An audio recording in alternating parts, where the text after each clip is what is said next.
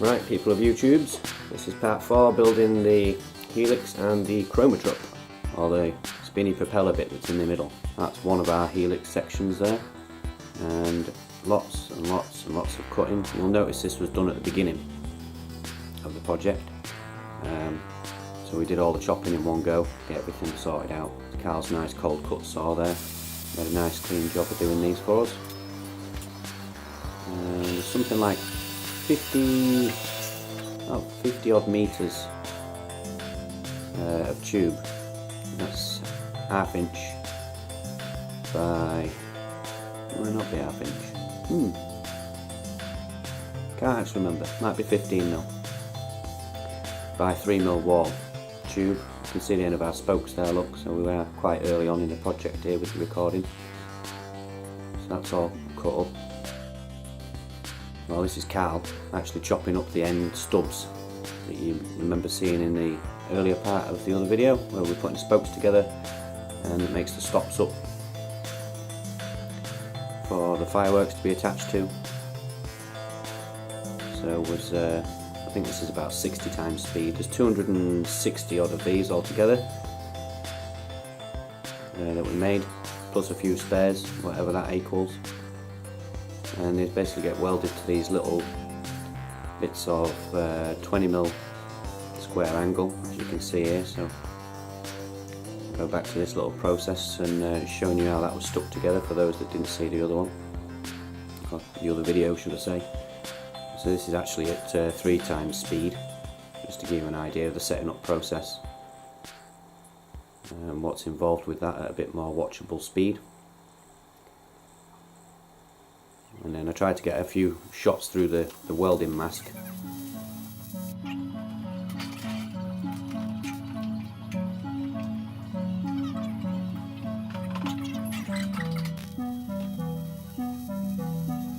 And this was my first attempt, just to give you an idea of it at normal speed and kind of what it looks like. And as you can tell, I wasn't quite in focus, or rather the camera didn't want to focus. So I had another go in a second. Quick bit of turbo setting up for you. Quite simple. A little bit better focus this time around. And if you imagine, this is what, 30 or 40 seconds plus the setting up each time. 260 times over. Even here at a ridiculous amount of play speed, you can still tell. I think I only got about 5 done in this little tiny time frame. You can see them stacking down there, and Carl's constantly replacing me with bits.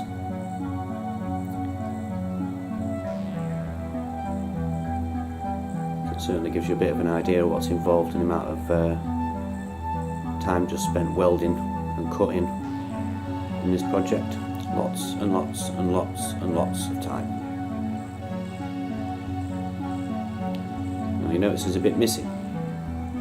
And I actually filled up every memory card that I had, unfortunately. So in a later video I'll show you just a little jig setup I used for that. We had a slight hat accident here. It's just, look at this. Can you see this camera? Can you see this? I owe you that! Oh shit.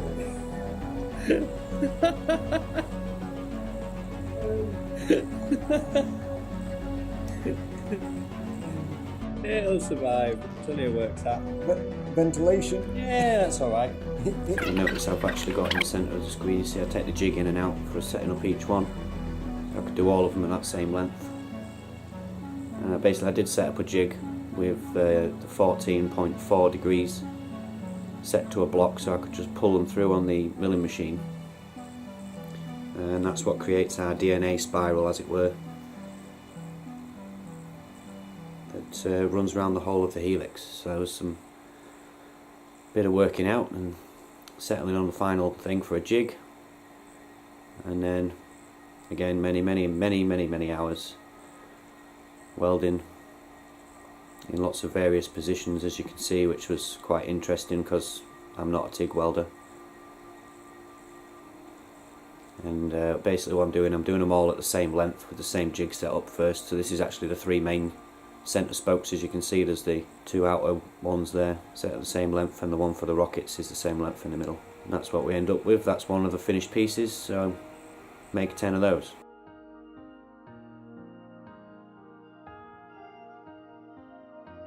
So this is the spinny bit in the middle, and it should sort of create a bit of a kaleidoscope effect. This is at about 60 times play speed again in Cal's poor old tired saw. It was struggling somewhat with this kind of diameter, shall we say. That's 5-inch solid aluminium, as you can see, written on the end for us there. It's also the end of the bar, which meant that I couldn't grip it in a 3-jaw chuck because it wasn't actually round. So I've set up in the 4-jaw here. That's a 50mm drill, and we're going to build some bearing carriers. Basically, these are the hubs, making some A-bomb chips there, which was quite entertaining for the relatively small machine. Nice big pile accumulating around the chuck, as you can see. So I'm only showing you one of these being done, basically. I'm not showing the entire thing again. So I've just drilled it out there. You can see they're setting up in the 4-jaw, trying to make sure I've got clearance for the inside.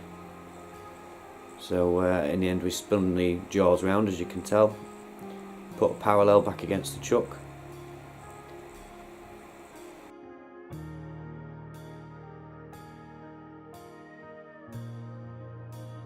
And knocked up against the parallel to get it nice and true, or as close to true as we can get, as you can see there. Gives you a nice starting point. You can tell I've not done any setting up in the 4-jaw for a while. You can tell I went the wrong way there, look, twice. Bit of a noob mistake. Slight centrifugal tap there just to even it out to our back face. Couple of facing cuts.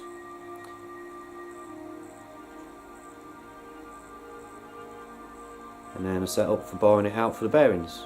Like I say, I ain't shown you the whole process. I've just, I didn't put the bearings in using a set of verniers. I'm just using a set of verniers there to mark out the diameters and get us somewhere close, because hence the name, verniers. Then I used the inside micrometer to actually set up to get the right tolerances for knocking the bearings in. So these are the 2 solid bars, which you'll see getting prepared in the lathe shortly. And we just went through with a normal drill, plenty enough for the tolerance that we need, because they're getting welded in. It's just to set us up. So you do actually see both of these getting drilled out here, as you can see. We ended up having to actually put a bit of clearance on the top of the drill because it was trying to weld itself in at the depth. So you'll notice the second one's a bit shinier at the top, but the first one wasn't. Things you learn as you go. This is Carl making the main axle, nice, and we want a nice slidey fit here, because we need to be able to erect this all in the field and put it all together. We don't certainly want to be trying to put a 20-ton shot press together to be able to push all the hubs in place. And these are the actual arms for the Chromotrope, tidied up, ready for welding. It's a lot easier to do that in the lathe.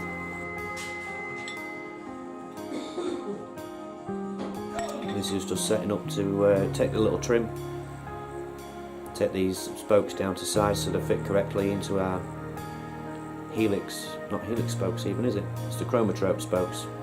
So these are set up so they're a fairly tight fit, and then they'll be drilled and bolted to ensure that they can't spin off, because this is supposed to hit quite a good speed in its final stages. So we've got it all set up, and he's just blending them in both sides. Give them a quick polish, and that's the 4 supporting spoke struts, as it were.